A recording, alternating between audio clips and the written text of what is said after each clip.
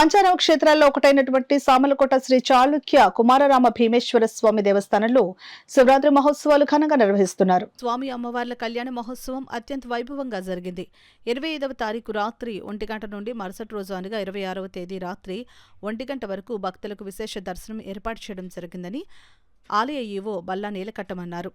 Collector ఆదేశాల మేరకు మధ్యాహ్నం 1 గంట నుంచి 2 గంటల 30 నిమిషాల వరకు వీఐపీ దర్శనానికి ఏర్పాట్లు చేయడం జరిగిందని అన్నారు.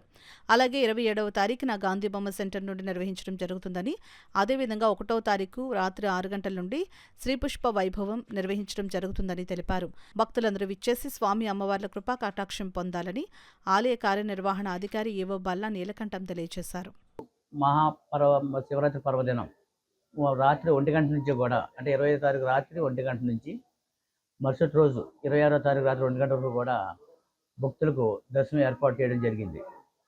ముఖ్యంగా ఈసారి కలెక్టర్ గారు కూడా ప్రత్యేకమైన దృష్టి పెట్టడం వల్ల మిగిలిన డిపార్ట్మెంట్ వారి సహకారాలతోటి కోఆర్డినేషన్ మీటింగ్ 2 టైమ్స్ జరిగింది. అందుకోసం మ్యాక్సిమం ఏ భక్తులకి ఎవరికి కూడా ఎటువంటి ఇబ్బందులు లేకుండా ప్రశాంతంగా స్వామివారి అమ్మవారి దర్శనం చేసుకునేటట్టు ఏర్పాట్లకు ఎక్కువ ప్రాధాన్యత ఇవ్వడం జరిగింది. కావున భక్తులందరూ కూడా ఇచ్చేసి శ్రీ స్వామివారి అమ్మవార్లను దర్శించి తీర్థప్రసాదాలు తీసుకొస్తున్న కోరుతున్నాం. అలాగే 27వ తారీఖు సామలకోట గాంధీ బొమ్మ సెంటర్ నుండి రథోత్సవ కార్యక్రమం అత్యంత వైభవంగా నిర్వహించబడుతుంది. ఈ కార్యక్రమం కూడా హాజరు కావాల్సిందిగా కోరుతున్నాం. అదేవిధంగా 1వ తారీఖు రాత్రి శ్రీ పుష్పయోగం ఒకటి ఉంది.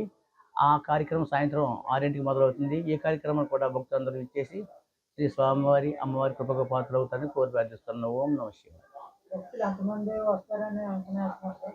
గత సంవత్సరం 50,000 మంది వచ్చినట్టుగా మనకు అంచనా ఉంది. ఈ సంవత్సరం 60,000 మంది వరకు వస్తారని, అయినప్పటికీ కూడా 60,000 మంది దాటినప్పటికీ కూడా అన్ని రకాల ఏర్పాట్లు కూడా ఇబ్బంది లేకుండా చేయడం జరిగింది. ఆ దుర్జాడుకుల్లో ప్రముఖమైనటువంటి చాళుక్య కుమార భీముడు అనేటువంటి రాజుగారు, ఆ రాజుగారు దీనికి ఆ రాజు ధర్మకర్త. అటువంటి గొప్ప రాజుగారికి మనం రుణపడి ఉండాలి. ఆ తర్వాత 17వ శతాబ్దం వచ్చిన తర్వాత పిఠాపురం సంస్థానంలోకి ఈ ఆలయం చేర్చబడింది. తర్వాత అక్కడ గంగాధర రామారావు గారు సంస్కృత ఆంధ్ర భాషలలో చాలా పెద్ద పండితుడు అవడం చేత కవి పండిత పోషణ, అలాగే దేవాలయాల పోషణ, విద్యాలయాల పోషణ చేస్తూ ఆయన చాలా ప్రసిద్ధికి ఎక్కాడు. కొన్ని వేల ఎకరాలు స్వామివారికి కైంకర్యం చేశాడు. చాలా చోట్ల ఈ దేవాలయాలన్నీ అభివృద్ధి చేశారు. సామలకోట, పిఠాపురం, కాకినాడ ఇలాంటి పట్టణాలు.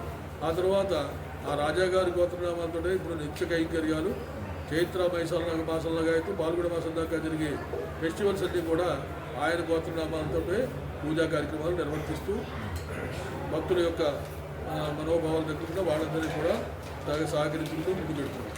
తరువాత ఇప్పుడు మొత్తం ప్రస్తుతం వర్తమానం ఏంటంటే అన్ని మాసాల్లోకి మాఘమాసం గొప్పది అన్నారు.